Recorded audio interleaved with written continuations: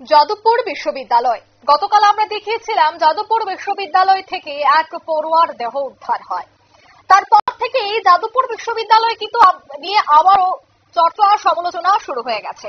এবার যাদবপুর বিশ্ববিদ্যালয় নিয়ে বিস্ফোরক মন্তব্য শুভেন্দু অধিকারী।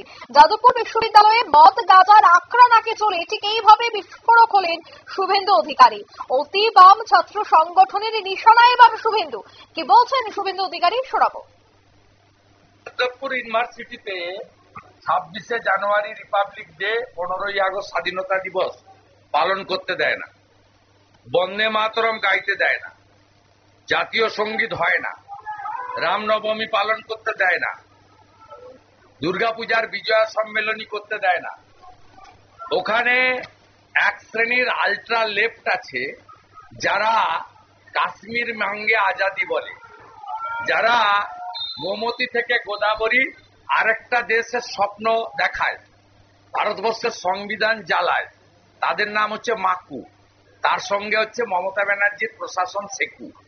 মাকু আর সেকুর জয়েন্ট ভেঞ্চার আজকে যাদবপুরে মদ, গাঁজা, চরস, হেরোইনের আখড়া তৈরি করেছে।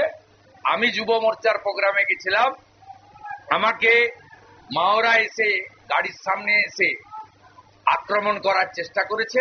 দুটো মাকুকে ধরেছিল পুলিশ, মমতা ফোন করে রাত্রিবেলা ছাড়িয়েছে।